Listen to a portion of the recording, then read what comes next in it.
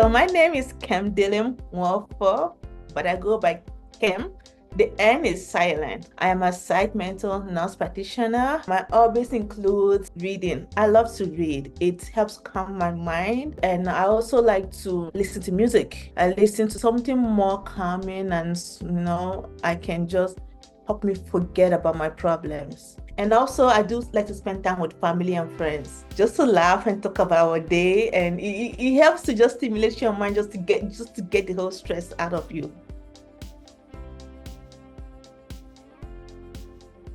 I see clients across the lifespan. Anyone, I'm open-minded, okay? I love a challenge. My ideal client is someone who is willing to go through the healing process. I don't like the quick fix. Sometimes the quick fix compounds the problem. But when you go through the healing process, you open up the wound and you just heal it. We can work together and make you understand what this medication does, make you understand that it just fixes the imbalance, it doesn't fix the situation.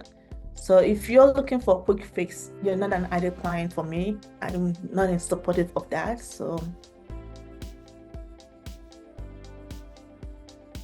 everyone is different, but for me, it's you.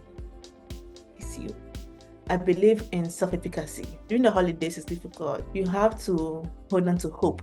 I'm a firm believer of hope, and you have to make use of the social support. Don't self-isolate.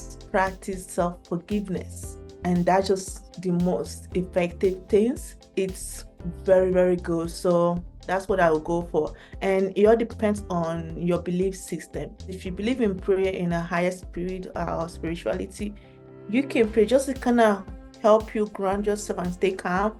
So during the holidays, you're able to socialize without having to feel like have low self-esteem or feel like it would be paranoid. So that's what I think that will help. Just change your thought patterns. You can also take a deep breathing. Breathe out, breathe in. Just take a deep breathing before you go out to the public. It helps. It leads to both mental and physical reactions. They constantly having reminders. So to manage those, again, it's just self-forgiveness. You have to embrace the past. You have to forgive yourself.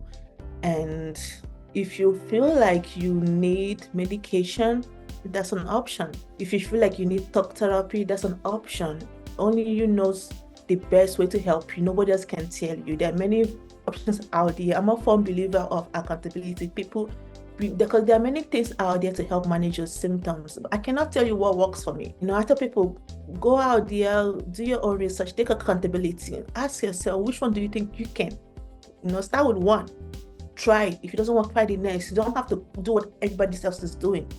It's you. You are the autopilot in your life. So you choose the one that works for you. Stay busy. Keep yourself busy. Whatever that, whenever you get those thoughts, just stay busy. Do whatever it is. Also, take a deep breathing. Just let it pass, or find someone you feel comfortable, you feel safe with. In terms of identifying those triggers, before it happens, my suggestion would be write down those triggers. Only you know what the triggers is. Identify those triggers.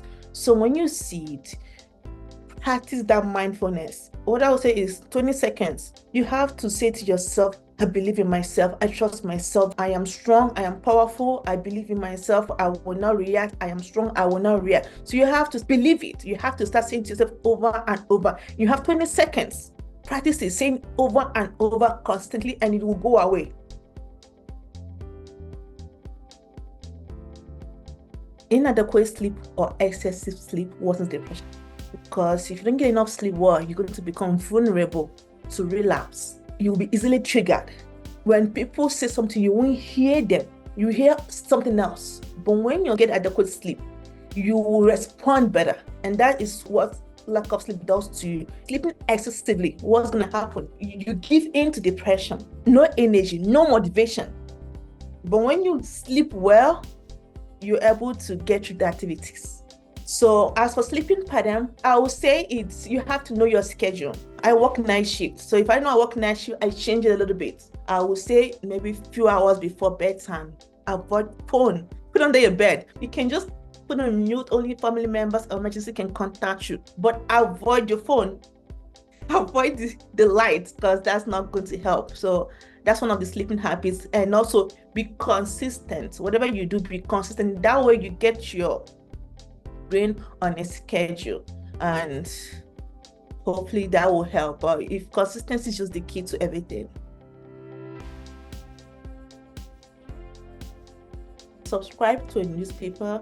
That way, when you're feeling overwhelmed, you can put it aside. When you're feeling calm, when you're not feeling overwhelmed, you can reach for it and you read. And when you feel overwhelmed, you push it aside. That's one of the things I feel that will help you. You just subscribe to those newspaper, magazines, anything. It's you. People don't understand. You're your own problem. You know that Instagram is triggering you. Why are you on Instagram? You have power. You are your own enemy. Nobody else is. If Instagram is the issue, then turn it off. I had to do that. When I was feeling overwhelmed, I had to just turn off my apps and get away, just so that I don't reach for it. You can turn it off. You are your own enemy. So once you realize that, it's action. You have a problem. You identify the problem. You get rid of it. And you tell yourself, if you feel triggered, you remind yourself the reason why you don't want it. It's you. Turn it off. Since you already know that you have it, you have identified it's seasonal. Preparation is the key. Number one, plan fun activities. Reach out to your social support system during that time. Find a music that works for you. Move your body, like put music on, can dance. If you have social event, attend it. Go to work. Staying home is not going to help you. I went through that, okay? Not seasonal, but I went through that something like that. And what helped me was I kept on moving. I didn't sit back. I would go to work. I would talk to people. You can stay near the window, like, when it's a little bit of sun, stay near the window, that will help. And if you feel that it's severe, you can always get medication in advance, something that will help you towards that time. Can be on medication, increase the doses, whatever you feel you need that will help you navigate through those challenges. Or get a therapy during that moment. Get a therapy during that time, someone to talk it out, get a positive social support system that can talk you out of it and hold you accountable.